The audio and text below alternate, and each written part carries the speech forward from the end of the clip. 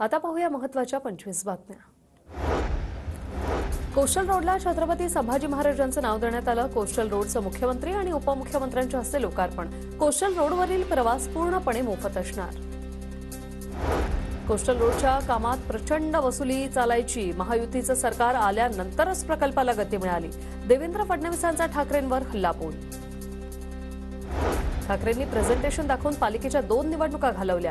आम्ही दुसऱ्यांच्या कामाचं श्रेय घेत नाही। देवेंद्र फडणवीसांचा आदित्य ठाकरेंना जोरदार टोला, तर फडणवीसांकडून आदित्य ठाकरे यांचा बाळराजे असा उल्लेख।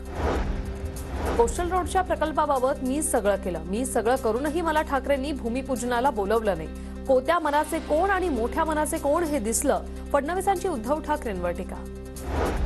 आधीच्या सरकारकडून फक्त खोडा घालण्याचं काम। मुख्यमंत्री शिंदेंची ठाकरेंवर टीका, तर ज्यांनी निवडून दिलं त्यांना तरी न्याय द्या। वरळीतील प्रकल्पांवरून शिंदेंचा आदित्य ठाकरेंना टोला। कोस्टल रोड आजपासून मुंबईकरांच्या सेवेत। कोस्टल रोडवरून दिमाखात धावल्या क्लासिक विंटेज कार। कोस्टल रोडवरून मुंबईकरांचा डबल डेकर मधून प्रवास। वरळी ते मरीन ड्राईव्ह धावल्या एसी बसेस।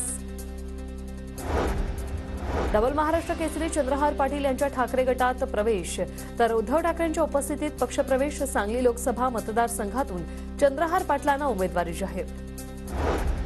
मुंबईतील संवेदनशील रेल्वे स्थानकात सुरक्षा यंत्रणेचा अभाव। बॅक स्कॅनर यंत्र, मेटल डिटेक्टर बंद असल्याचं आलं समोर। मेट्रो स्थानक परिसरातील मोकळ्या जागेतून उत्पन्न मिळणार। खाद्यपदार्थांचे स्टॉल, विक्री दालनं आणि एटीएम सुविधेच्या माध्यमातून अतिरिक्त उत्पन्न मिळवण्याचं मेट्रो मंडळाचं नियोजन।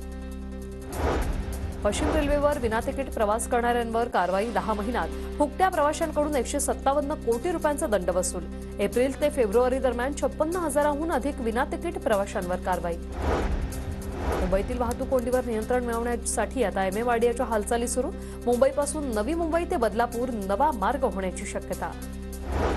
मुंबई महापालिकेकडून मॅनहोलवर संरक्षक झाकण बसवण्याच्या कामांना विलंब। पावसाळ्याआधी मॅनहोलच्या कामांना गती देण्याची गरज। मुंबईच्या तापमानात वाढ होण्याची शक्यता। पुढील 2 दिवस पहाटे गारवा जाणवेल, तर दुपारी उष्ण हवामान राहील। हवामान विभागाचा अंदाज। नीट प्रवेश परीक्षेच्या अर्जासाठी 16 मार्चपर्यंत मुदतवाढ। आधार कार्ड नोंदणीत अडचणी येत असल्याने मुदतवाढीची मुभा। एमपीच्या ताफ्यात 500 गाड्या दाखल होणार। पुढील वर्षभरात गाड्या खरेदी करण्याचे महापालिकेचं नियोजन।